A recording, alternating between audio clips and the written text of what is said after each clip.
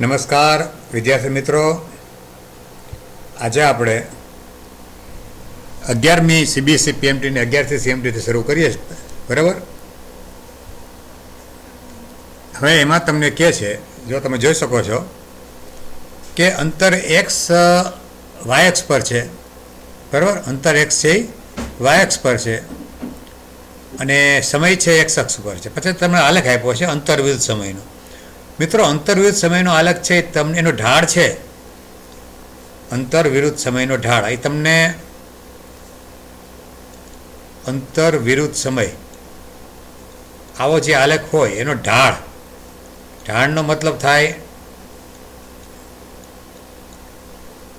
Y અક્ષ DY by dx. આમ જોવો તો વાયનું અંતર, વાયનો ફેરફાર છેદમાં એક્સનો, વાયમાં ફેરફાર છે તમારે એક્સમાં છે એટલે ખરેખર આ ડીએક્સ આવશે, અને એક્સમાં ફેરફાર તમારા સમયમાં છે એટલે ડીટી આવશે, અને ડીએક્સ બાય ડીટી એટલે અંતર ભાગ્યા સમયનો ફેરફાર એટલે તમને વેગ આપે, બરાબર. આ તાત્કાલિન વેગ છે એટલે તાત્કાલિન વેગ આપે.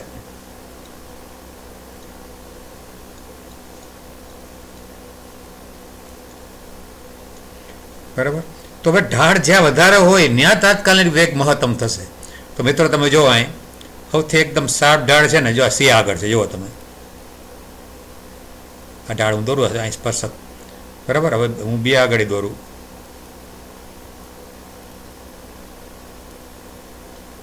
બી આગળ, અને આ ડી આગળ દોરું. તમે જોઈ શકો છો સૌથી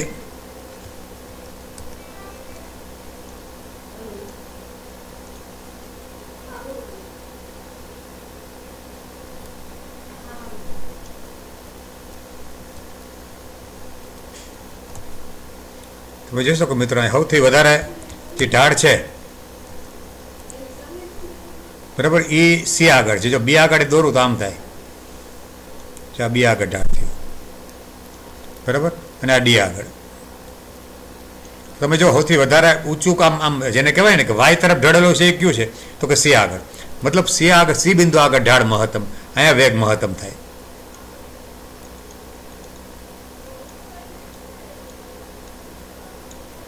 બરાબર.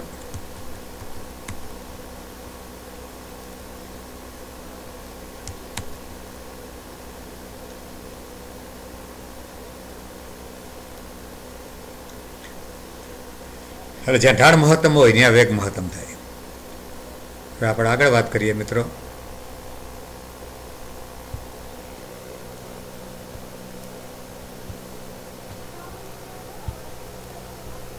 બારમી MCQ. એક કણ અચળ પ્રવેગથી સુરેખ માર્ગ પર ગતિ કરે છે, બરાબર. પ્રવેગ અચળ છે, 30 સેકન્ડમાં 135 મીટર અંતર કાપે. આપણે આપેલ શું છે મિત્રો, જો અહીં અંતર આપેલ છે ડી, 135 મીટર, બરાબર, અને વેગ આપેલ છે, અને ક્યાંથી ક્યાં લગી તમે જો શરૂઆતનો વેગ છે એનો V0 10 મીટર પ્રતિ સેકન્ડ. અહીંથી શરૂ કરે પછી અંતિમ વેગ છે V 20 મીટર પ્રતિ સેકન્ડ લગી જાય છે એનો વેગ, બરાબર.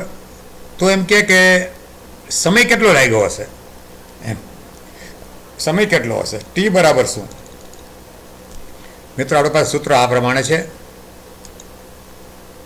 કે ભાઈ પહેલાં આપણે V² માઇનસ V0² બરાબર 2AD આ સૂત્ર વાપરીને મિત્રો પહેલાં પ્રવેગ ગોતશું, બરાબર. ત્યારબાદ આપણે V બરાબર V0 વત્તા AT આ સૂત્ર વાપરીને સમય ગોતશું. પહેલાં પ્રવેગ ગોતીએ એ.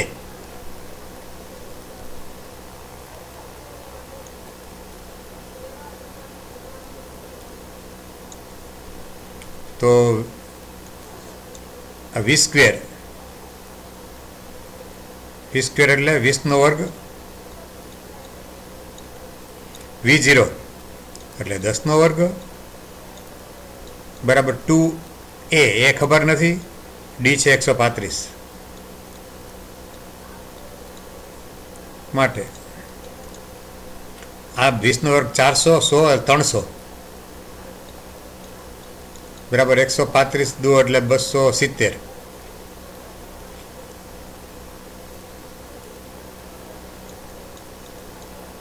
એ માટે એ બરાબર 300/270, બરાબર. તો એક એક મીંડું જાય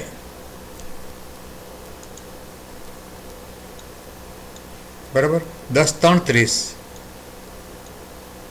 અને 9 3 27 મીટર પ્રતિ સેકન્ડ સ્ક્વેર. મિત્રો આ પ્રવેગ આવ્યો, બરાબર. હવે આપણે આ સૂત્ર વાપરીએ, આ વાપરી લીધું આપણે. હવે આપણે આ વાપરીએ, બરાબર. વી બરાબર V0 વત્તા એટી. તો તમે જોઈ શકો અહીં વી એટલે 20 ઇઝિકલ ટુ V0 એટલે 10 પ્લસ એ એટલે 10/9 અને ટી સમય ગોતવાનો. વી બરાબર V0 વત્તા એટી. તો મિત્રો આને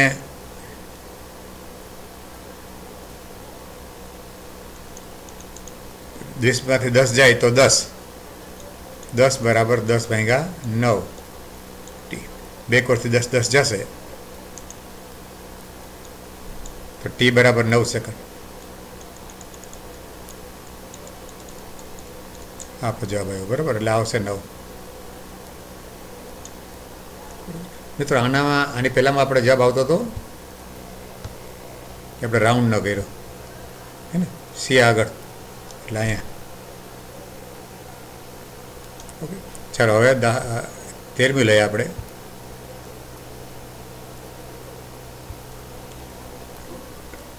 હવે 13માં એક બસ છે એ 10 મીટર પ્રતિ સેકન્ડની ઝડપથી સીધા રસ્તા પર ગતિ કરે છે.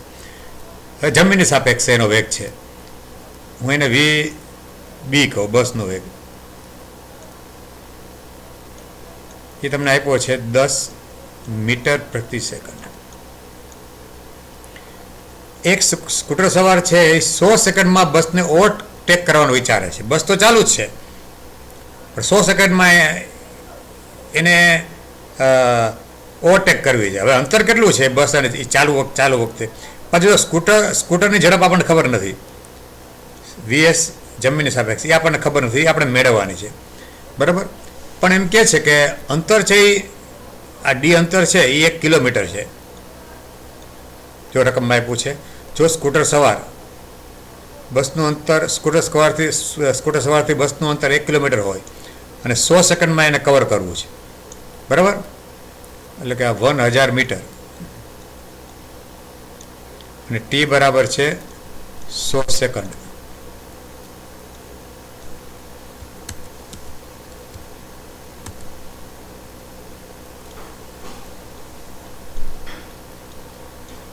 બરાબર, આ અંતર એને કવર કરવું છે, બરાબર.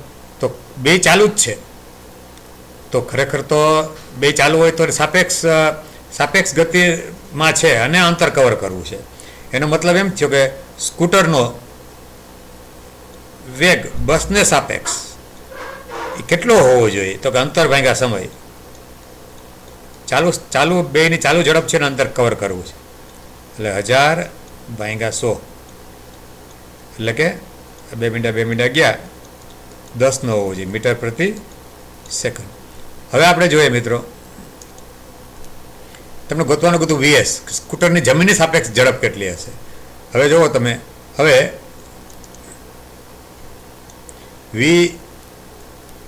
VSB સ્કૂટરનો બસની સાપેક્ષ વેગ, બરાબર, ઝડપ એક જ રસ્તા પર છે એટલે ઝડપ વાત કરીએ આપણે, સીધી લીટીમાં છે એક જ રસ્તા પર.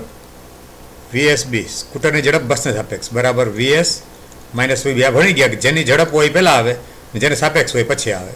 તો VSB છે 10, VS આપણે ગોતવું છે સ્કૂટરની ઝડપ જમીનની સાપેક્ષ નિરપેક્ષ ઝડપ. બસની ઝડપ છે 10 માટે VSને કરતાં બનાવવું તો -10 આ જાય, +10 થઈ જાય, 10 ને 10 20 માટે VS બરાબર 20 મીટર પ્રતિ સેકન્ડ. લે મિત્રો, આ આપણો જવાબ આવ્યો.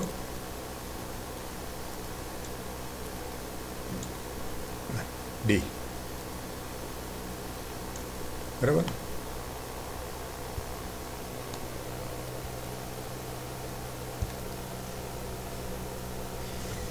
ચૌદમી MCQ જુઓ મિત્રો.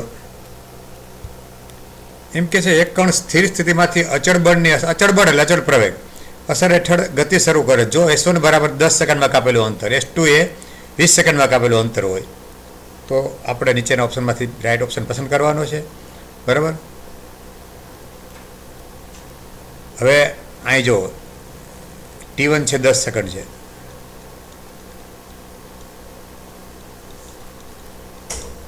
અને S2 મારે T2 છે એ 20 સેકન્ડ છે.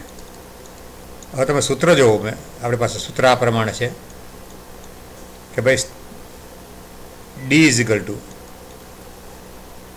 V0T, હે ને, આ સૂત્રની વાત કરું, V0T પ્લસ 1/2 AT².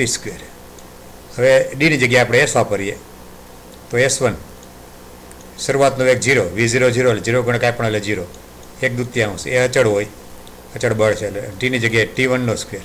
બરાબર. એવી રીતના જ S2 બરાબર 1/2 એ T2². બરાબર. હવે આપણે ચારે ચાર ઓપ્શનમાં S2 બરાબર છે તો S2ને આપણે અંશમાં લઈએ.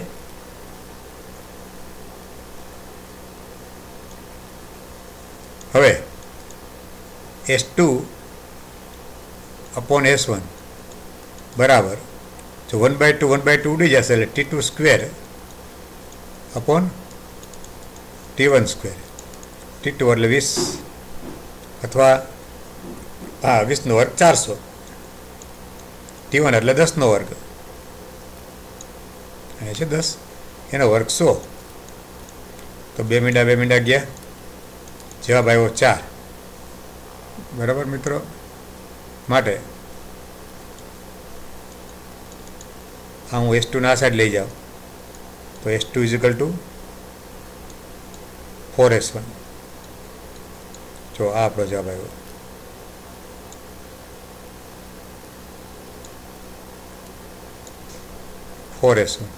S2 = 4S1.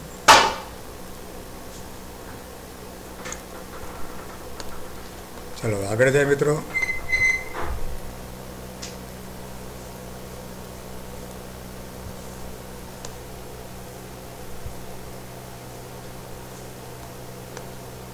પંદરમી MCQ બહુ સારી MCQ છે. હવે એમ કહે છે કે એક ઊંચા પ્લેટફોર્મ ઉપરથી T બરાબર 0 સમય, મિત્રો પહેલાં એક દડો છે અહીંથી મૂકે છે નીચે તરફ, પડતો મૂકે છે એટલે સ્થિર સ્થિતિમાંથી. જો આ પ્રથમ બોલ માટે વાત કરું છું, આ દડા નંબર 1. બરાબર. આ પ્રથમ બોલ છે, આ બીજો બોલ છે. હવે પ્રથમ બોલ માટે એમ કહે છે કે પડતો મૂકે છે એટલે આના માટે V0 બરાબર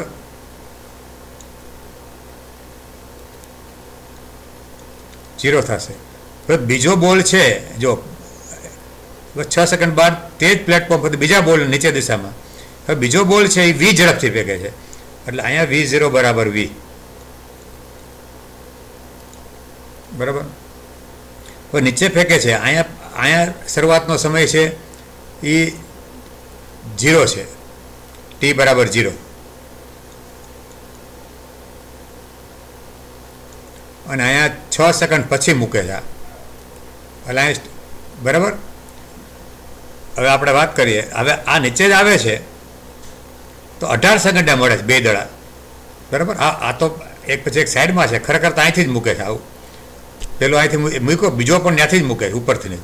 હવે ઉપરથી મૂકે એટલે એક સમય એવો આવે છે કે બંને ભેગા થાય છે. હવે બંને ભેગા થાય, સમજો કે આ બિંદુએ બંને ભેગા થાય છે, બંને દડા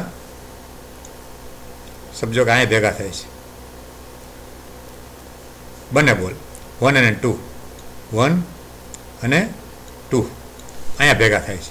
હવે આ જે અંતર છે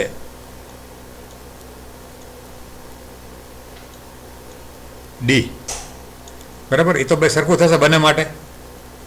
બરાબર. હવે સમય આને કેટલો ગયો, એમ કે 18 સેકન્ડે મળતા હોય તો આના માટે મિત્રો આ સમય ગયો છે 18 સેકન્ડ. અહીંયા તમને કહી દઉં કે T લાગ્યો એને 18 સેકન્ડ. જ્યારે આ દડા માટે T લાગ્યો બીજા દડા માટે, કારણ કે 6 સેકન્ડ બાદ મૂકે, જો અહીં એ 6 સેકન્ડ બાદ મૂકે છે એટલે એના માટે ટી છે એ 12 સેકન્ડ થશે. એના માટે ટી, આના માટે ટી 12 સેકન્ડ થશે.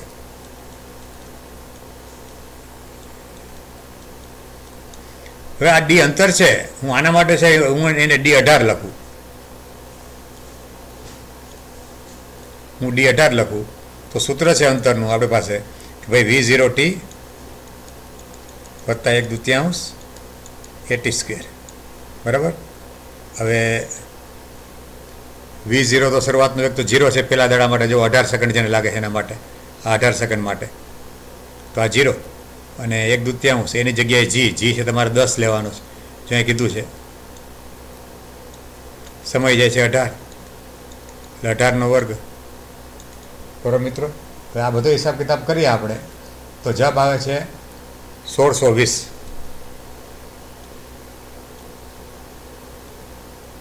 બરાબર. હવે વાત કરીએ આપણે એવી જ રીતના આના માટે 12 સેકન્ડ કહે છે, એ અંતર સેમ જ છે પણ હું એને D12 કહું. D12 બરાબર V0t સૂત્ર થાય. હવે શરૂઆતનો વેગ છે ને V છે, અહીં જો આ V લખ્યો છે તો એને V લખીશ અહીં V ઇન્ટુ ટી એટલે 12 સેકન્ડ પ્લસ 1/2 A એટલે G એટલે 10 અને T એટલે 12 નો વર્ગ. મિત્રો આ D12 છે એ D18 જ છે, ખરેખર સરખું જ અંતર કાપે છે. એટલે આના બરાબર હું લઈ શકું 1620. 1620 લઉં મિત્રો અને પછી આ તમે જુઓ અહીંયા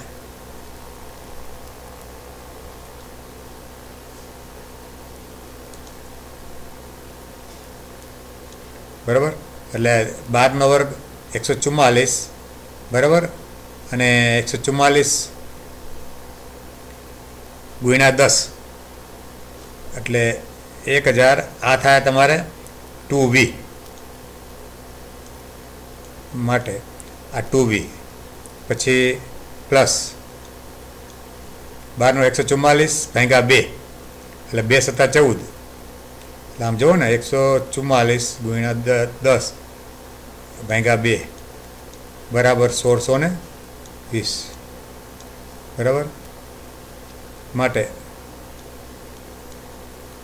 2V વત્તા આ 2 × 7 = 14 પછી ભાગા અને 2 × 2 = 4 ને 0 બરાબર બરાબર 1620.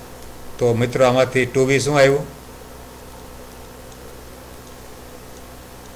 1620 - 720 બરાબર. એટલે 900 સોરી આ 12 નથી મિત્રો, 2 નથી 12 છે. આ 12V છે. તમારે અહીં 12 કરવા પડે, અહીંયા પણ 12 કરવા પડે, અહીંયા પણ 12V બરાબર 900. 1620 ભાગ્યા 720. ઓકે. માટે વીને કરતા બનાવો મિત્રો.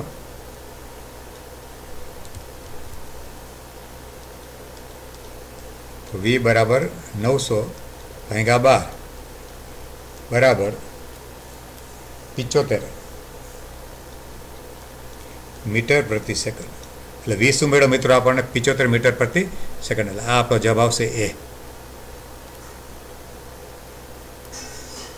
એટલે બીજો બોલ જે પડતો મૂકે છે એને V વેગથી, એ કેટલા વેગથી પડતો મૂકે છે તો કે 75 મીટર પ્રતિ સેકન્ડથી પડતો મૂકે 6 સેકન્ડ બાદ. ત્યારે બંને 18 સેકન્ડ પછી એક સાથે મળે છે. બરાબર મિત્રો. તો આજે એટલું રાખીએ આપણે. ધન્યવાદ.